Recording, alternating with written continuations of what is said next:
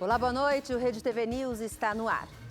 Presidente Lula pede que governador interino do Rio de Janeiro prenda antecessores envolvidos com corrupção. Fala foi durante a agenda para lançar o Centro de Desenvolvimento e Produção de Células para a cura do câncer na Fiocruz, na capital fluminense. E você vai ver também. Preço dos combustíveis registram queda na maior parte do país. O álcool, em muitas regiões, voltou a ser o combustível mais utilizado por causa do valor. Surto de ebola acende luz vermelha da OMS em países da África, como o Congo. Por causa do alto risco de infecção, seleção do país, classificada para a Copa, terá de ficar 21 dias isolada na Bélgica, para evitar problemas sanitários ao desembarcar nos Estados Unidos para o Mundial no mês que vem. Rede TV News de volta. Olha só, São Paulo amanheceu, gente, debaixo de chuva e frio. Mas isso não impediu que os paulistanos aproveitassem a Virada Cultural 2026. Centenas de atrações gratuitas espalhadas por toda a cidade nesse final de semana, viu? E a nossa repórter Osana Menezes vai mostrar pra gente como é que tá a movimentação por lá, né, Osana? Cadê você? Boa noite, Osana. Muito frio por aí? Me conta.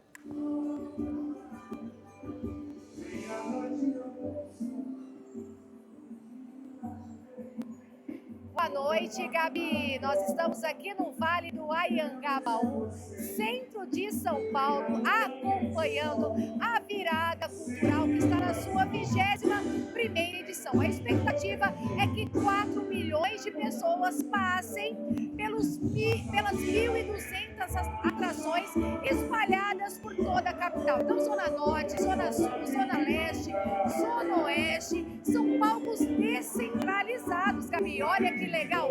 Aqui no Vale do Anhangabaú já teve orquestra, já passou por aqui Mocidade Alegre, escola de samba. Agora está acontecendo o show do Péricles e mais tarde um dos shows mais esperados, que é o da cantora Luísa Sonza, nessa virada cultural do ano de 2026. Vamos falar de segurança, Gabi?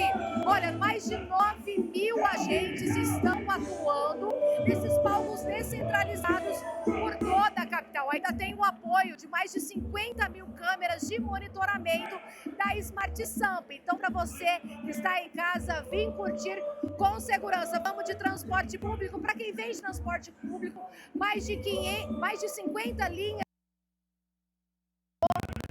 estão funcionando 24 horas. E para quem anda de ônibus, houve um aumento na frota para essa virada cultural do ano de 2026, que atrai não só paulistanos, mas também pessoas de todo o país. E o Gabi, é com você.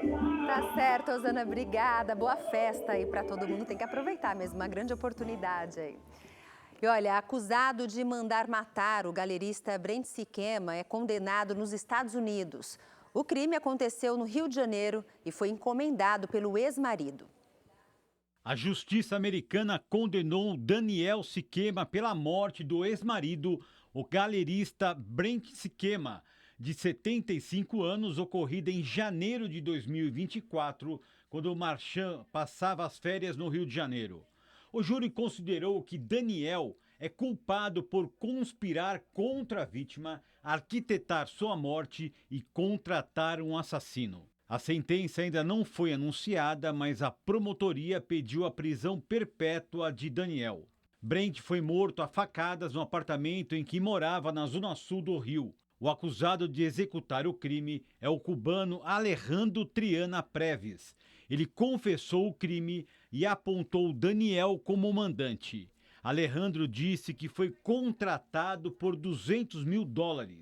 Ele está preso no Brasil aguardando o julgamento. Brent Sikema era sócio de uma prestigiada galeria de arte em Nova York e costumava passar o final do ano e o carnaval no Rio de Janeiro.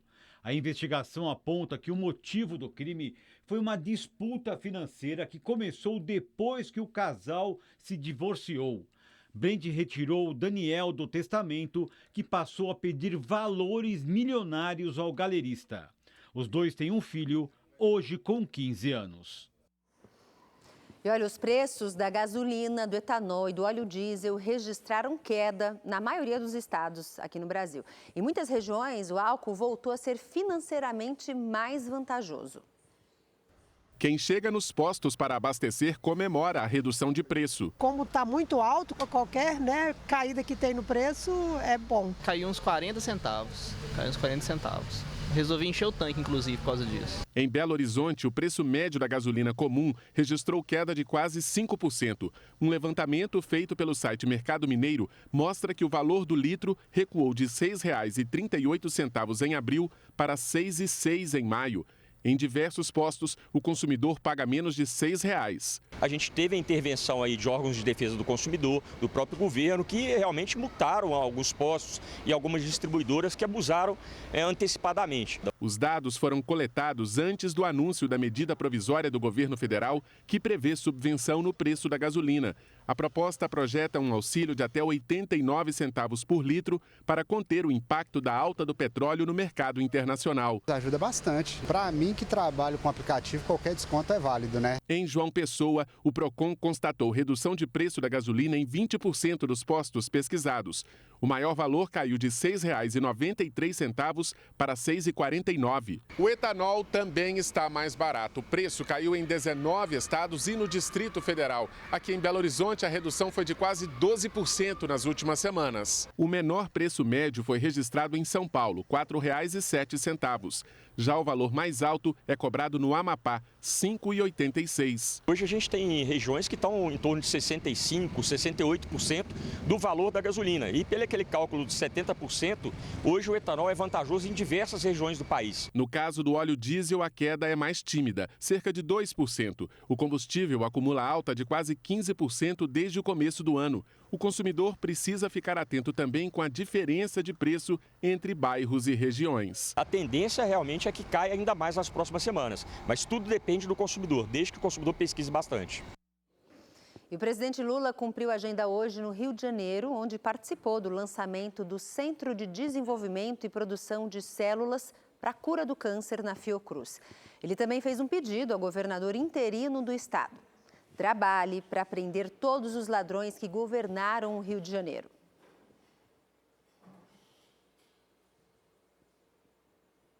O presidente Lula participou da entrega de 40 micro-ônibus do programa Agora Tem Especialistas na sede da Fiocruz em Manguinhos, zona norte do Rio.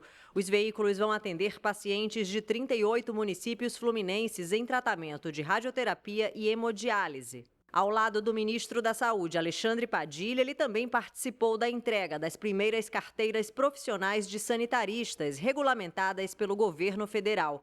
Lula ainda participou da inauguração da nova sede do Centro de Desenvolvimento Tecnológico em Saúde e do lançamento do Centro de Desenvolvimento e Produção de Células para a Cura do Câncer. Durante o discurso, Lula defendeu o investimento em ciência e pesquisa e afirmou que o custo de não investir no desenvolvimento do país é ainda maior.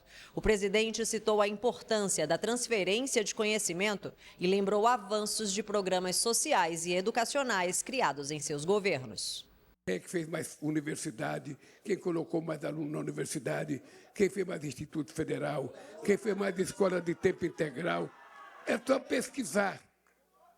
E pode pesquisar em qualquer outra área. Ele também destacou os investimentos em educação, programas voltados para acesso à saúde e ampliação do SUS. Na área da saúde, quando nós chegamos em 2023, o Brasil só tinha 12 mil médicos trabalhando no SUS, 12 mil médicos. Hoje nós temos quase 28 mil médicos trabalhando no SUS. Simplesmente quase 16 mil médicos a mais. O presidente Lula comentou a crise política no Rio de Janeiro desde a saída de Cláudio Castro do governo do estado e falou diretamente ao desembargador Ricardo Couto, que assumiu o cargo. Sabe o que essas pessoas esperam de você nesses meses?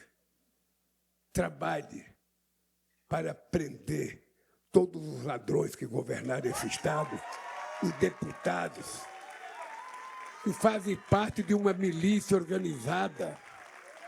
Não é possível o Estado brasileiro, o Rio de Janeiro, que é o estado mais conhecido no mundo, a cidade que é a mais famosa no mundo. Não é possível a gente ouvir nos jornais que o crime organizado tomou conta do território, que as facções tomaram conta do território. Vamos juntos devolver o território das comunidades ao povo do Rio de Janeiro e ao povo brasileiro. Nova pesquisa Datafolha mostra que a avaliação do governo do presidente Lula melhorou entre os brasileiros. A diferença entre a avaliação negativa e positiva do governo Lula vem diminuindo ao longo dos dias. Em abril, essa diferença estava em 11 pontos. 40% consideravam a gestão Lula ruim ou péssima e 29% avaliavam o governo como ótimo ou bom. Na semana passada, a diferença caiu para 9 pontos. Passou para 39% e 30%. Nessa semana, a pesquisa apontou a menor diferença, 6 pontos. 38% dos entrevistados consideram a gestão do presidente Lula ruim ou péssima, enquanto 32% avaliam o governo como ótimo ou bom. Apesar da queda na avaliação negativa, o índice ainda permanece acima da avaliação positiva. A pesquisa mostra também melhora no índice de aprovação e desaprovação do governo, que estão empatadas em 48%. No levantamento anterior, 45% dos entrevistados aprovavam o trabalho do petista e 51% desaprovavam. O Datafolha também perguntou para os eleitores sobre a corrida presidencial depois da divulgação da troca de mensagens entre Flávio Bolsonaro e o banqueiro Daniel Vorcaro, em que o senador pede dinheiro para a produção de um filme sobre a trajetória do pai, o ex-presidente Jair Bolsonaro.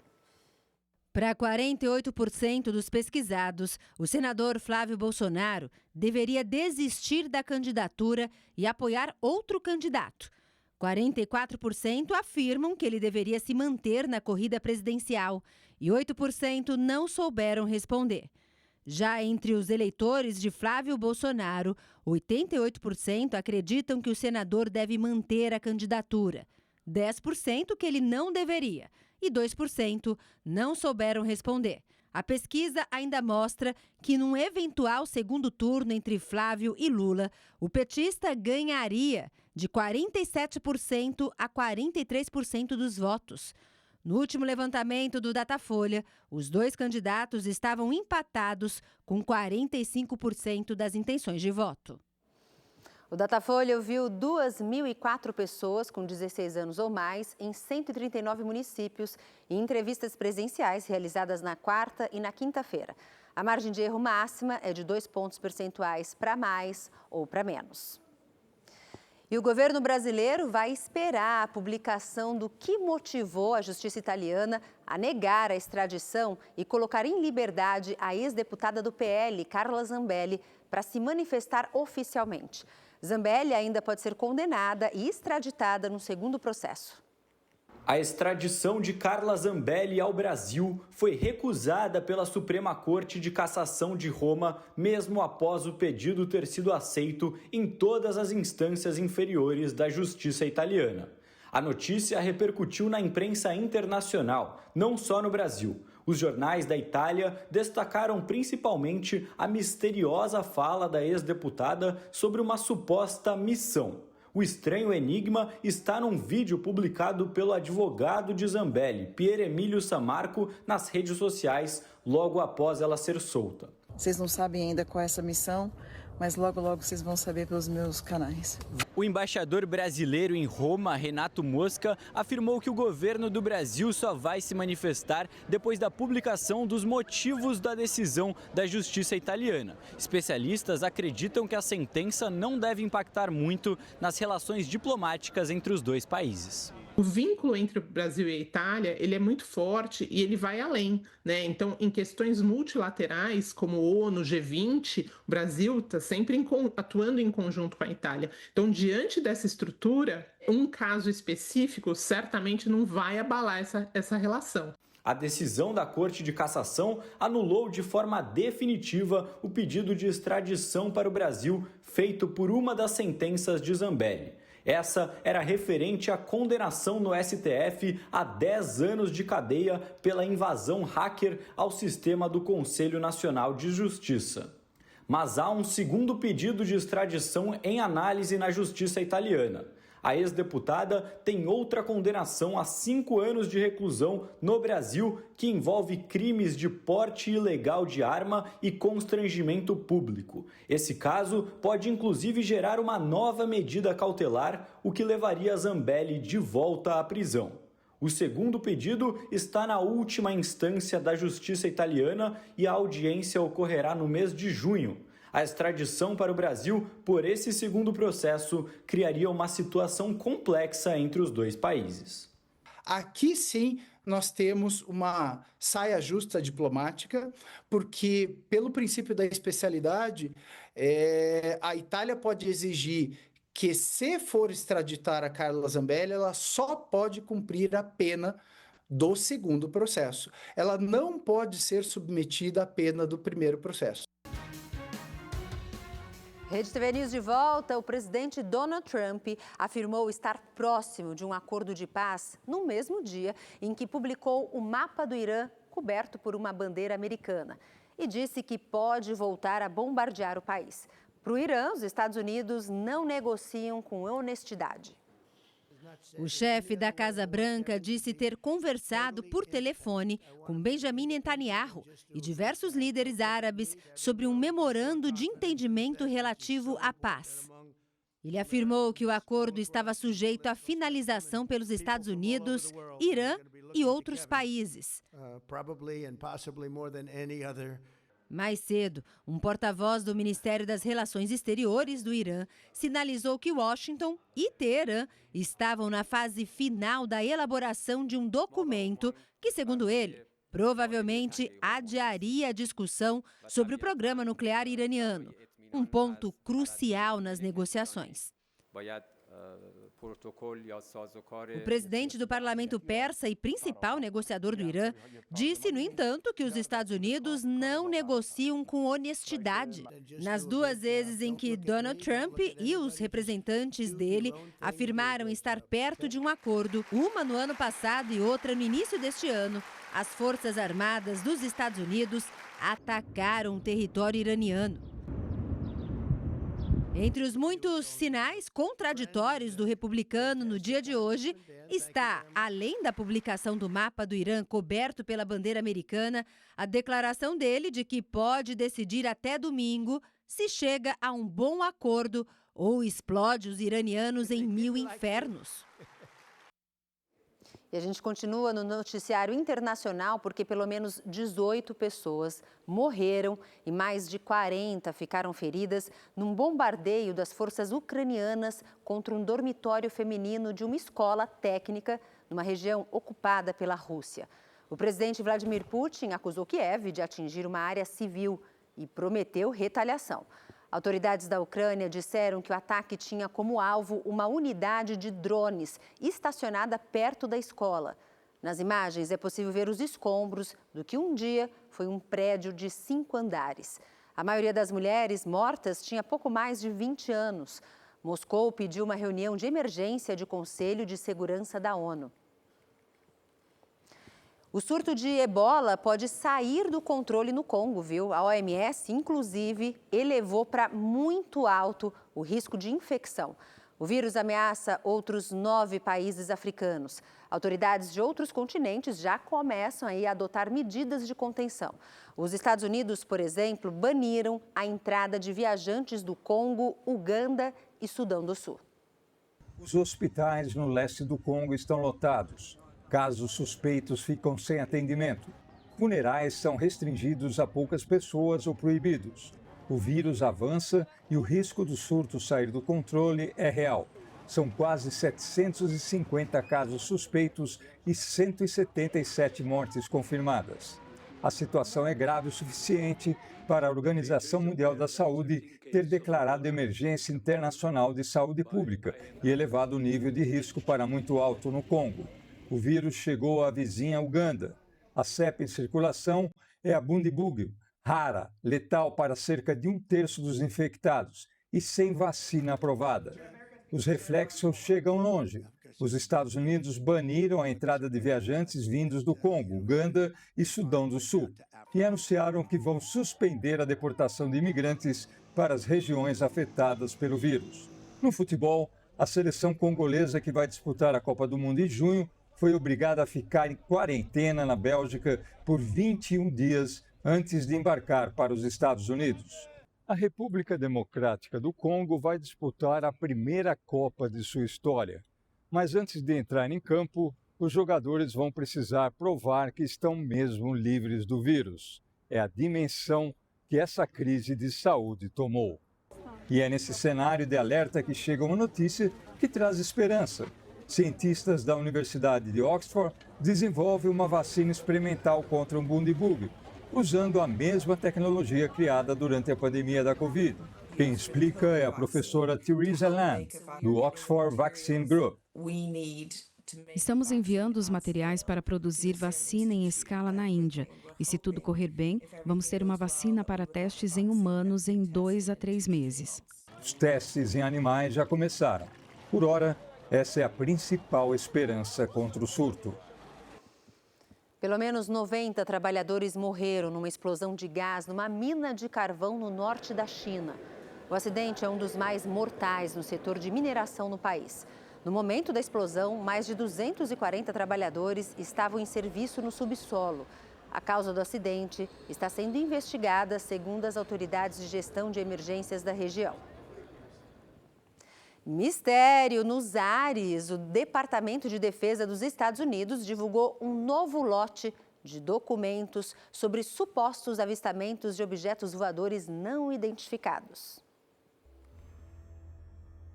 2 semanas atrás, o Pentágono divulgou o primeiro lote de arquivos de várias agências federais, alguns datando do final dos anos 40. Esses arquivos foram publicados em um novo site que já recebeu mais de 1 bilhão de visualizações no mundo todo. Os relatórios descrevem esferas verdes, discos metálicos e bolas de fogo vistas em diferentes regiões do país.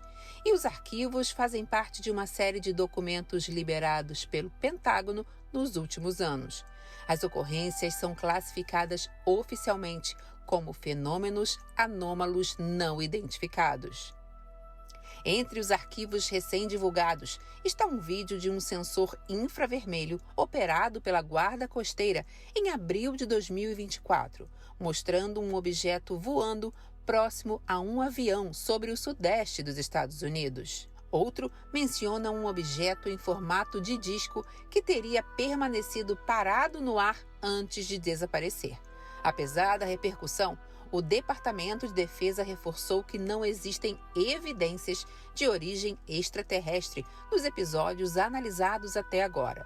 Ainda assim, parte dos casos continua sem explicação conclusiva. Eu, por exemplo, acredito que existe sim vida alienígena, mas não acredito que somos visitados, justamente devido à distância dos grandes planetas. Vivemos no sistema solar com 8 planetas, alguns exoplanetas, numa galáxia que tem aproximadamente 200 bilhões de estrelas e aproximadamente 800 bilhões de planetas. Para uma espécie sair de um planeta para outro, é necessária uma tecnologia muito avançada, muito. Os relatos reacendem um debate que atravessa décadas e mistura ciência, segurança nacional e fascínio popular. Aqui nos Estados Unidos, o tema deixou de ser tratado apenas como teoria conspiratória e passou a integrar investigações oficiais do governo americano. Nos últimos anos, autoridades americanas ampliaram o monitoramento de ocorrências consideradas incomuns no espaço aéreo do país. O objetivo é identificar possíveis ameaças ou tecnologias desconhecidas. A divulgação provocou repercussão imediata nas redes sociais e voltou a alimentar discussões sobre a possibilidade de vida fora da Terra. Essa liberação já era muito esperada por parte dos Estados Unidos. Muitos desses arquivos é de extrema importância para a ciência e a ufologia. A nossa organização aqui no Brasil tem muito prazer em receber essa notícia, porque mais do que nunca a gente agora está sendo acreditado. Nós ufólogos no passado éramos ridicularizados por a mídia e por muitos outros cientistas, né? Eles não acreditavam que a existência de seres com inteligência superior à nossa aqui coexistindo com a gente. O governo afirma que os casos seguem sob investigação. E entre mistério e especulação, os céus continuam despertando perguntas que ainda desafiam respostas. Mas, se depender dos teóricos da conspiração, que acreditam em situações como as mostradas na franquia Independence Day, elas estão mais claras do que nunca, mesmo que encobertas por políticas ou medo. Foi dada a largada na corrida pelas figurinhas para completar o álbum da Copa do Mundo 2026. A menos de um mês do campeonato, torcedores já têm motivos para se reunir ali e trocar as inevitáveis figurinhas repetidas.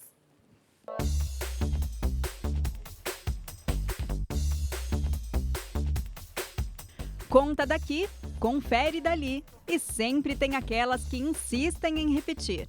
Mas faz parte do clima de Copa. Nada como encontrar um outro fanático por futebol para trocar figurinhas. E não tô falando só dessas do álbum, não. É troca de experiências também. Nós fazemos as trocas, o meu amigo Luiz aqui está me ajudando a completar, né? Eu tenho uma quantidade grande ainda que estão faltando, são 130 figurinhas, mas hoje eu tenho quase certeza que nós vamos completar o álbum. Cada um tem sua estratégia para alcançar a meta, que é, claro, completar o álbum. Até agora que a gente já colocou, a gente está com 6% do álbum preenchido, né? Então, assim, falta ele tá pegando, colocando aqui os quais que faltam, para poder ter o controle, né? E haja figurinha. Essa é a maior edição. São 48 seleções, 980 figurinhas para colar em 112 páginas. São quase 300 a mais que a quantidade da edição anterior. E do total, 68 são especiais, com acabamento metalizado. Ainda tem outras 80 chamadas de extra stickers, divididas nas categorias ouro, prata, bronze e lilás. A raridade varia conforme a cor, sendo a dourada a mais difícil de encontrar. Mas a favorita mesmo vai do coração de cada um. O Neymar não tá, né? Mas é Cristiano Ronaldo, o Messi e o Mbappé. Já conseguiu algum desses favoritos? Sim, o Rafinha. E em tempos de tanta tecnologia, trocar figurinhas vira refúgio.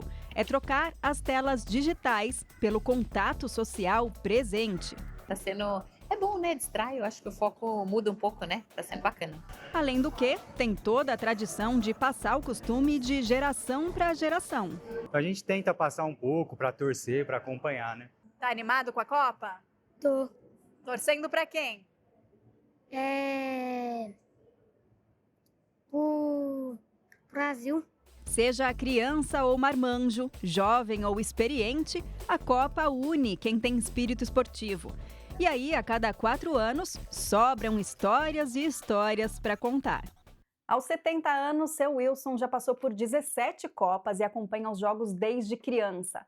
Em 2010, começou a colecionar os álbuns oficiais, inclusive comprou os anteriores, todos completos. O mais antigo é esse aqui, de 62.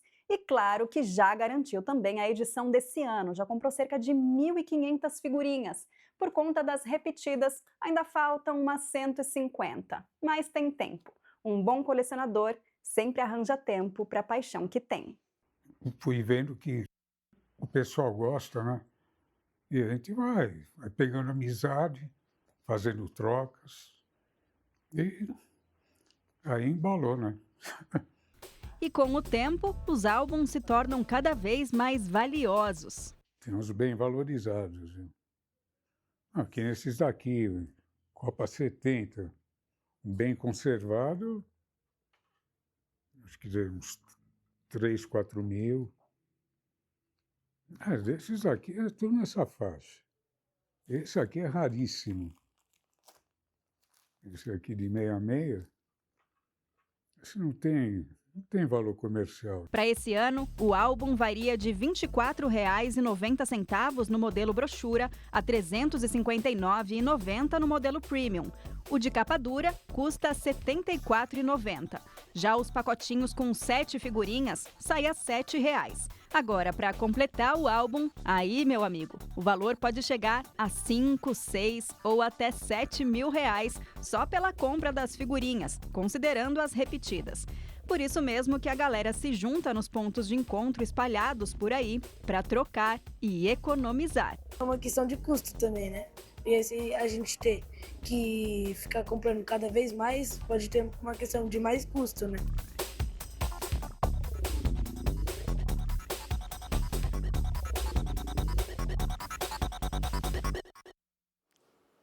Olha, a empresa responsável pelo álbum da Copa do Mundo afirmou que vai lançar um pacote de atualização com novas figurinhas depois da convocação do Brasil. Mas ainda não deu mais detalhes, viu? Mesmo sem informações sobre as substituições, alguns dos convocados por Ancelotti devem ficar de fora aí do álbum da Copa, viu? Por causa do número, né, de figurinhas em cada seleção. Música, dança, gastronomia, a onda latina invadiu o Brasil e ganha cada vez mais fãs em diferentes áreas. É o que você vai acompanhar na reportagem do William Cury. A estrela colombiana que arrasta a multidão nas areias de Copacabana.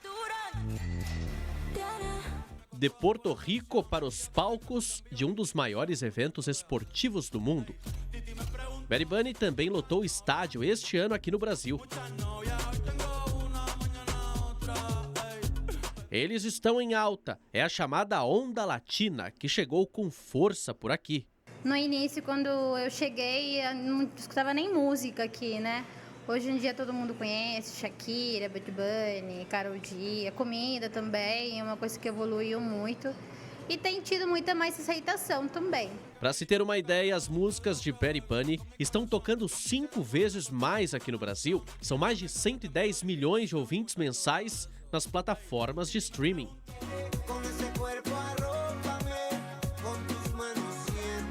Mas o consumo do que vem dos nossos vizinhos latino-americanos vai além do som que reproduzimos em nossos smartphones. Da mesa de um restaurante às cadeiras de uma sala de aula. O interesse pela cultura e costumes latinos se manifesta em diferentes áreas. No maior instituto de ensino de língua espanhola do mundo, as buscas por informações cresceram 30% esse ano. O brasileiro tem esse interesse em aprender a língua para compreender as músicas, para poder falar em espanhol e para comunicar, sobretudo também para comunicar com todos os vizinhos, que realmente o Brasil é um país que está rodeado de países que falam espanhol, então todos esses intercâmbios se facilitam com a aproximação da língua. Nas aulas, o interesse não se restringe ao idioma. Eles sempre trazem trechos de música. Eu ouvi uma palavra nessa música, o que é? Será que a gente pode trabalhar? Ou eu tô vendo uma série e o personagem tal falou tal coisa. Então, assim, é muito legal, porque isso também enriquece o trabalho docente, né? A gente prepara uma coisa, mas quando vem deles, a aula fica muito mais interessante. A gente pode repensar a docência e fazer um trabalho ainda melhor e que signifique mais para eles. E o interesse pelos artistas latinos também movimenta a nossa economia. A vinda deles para cá atrai turistas, além do público residente. Os gastos de estrangeiros aqui no Brasil ultrapassaram 16 bilhões de reais só nos 3 primeiros meses do ano. E o show único de Shakira em Copacabana movimentou mais de 800 milhões de reais no Rio, segundo as estimativas. E assim o Brasil se torna um mercado promissor. A Natália, cozinheira e dona do restaurante que vimos no começo dessa matéria, já está com 3 unidades abertas por aqui em 8 anos, mesmo tendo atravessado os difíceis anos da pandemia. E agora é muito mais fácil do que antes, sim. Não tenho que explicar o que é um ceviche, o que é um lomo saltado. Se vende, as pessoas meio que... é peruano é bom, comida peruana é muito boa, não preciso nem explicar. E uma última notícia, a polícia dos Estados Unidos confirmou que um suspeito foi baleado por agentes do serviço secreto após disparos registrados nas proximidades da Casa Branca agora à noite. O tiroteio aconteceu no cruzamento da Rua 17 com a Avenida Pensilvânia, uma das entradas da sede do Executivo americano.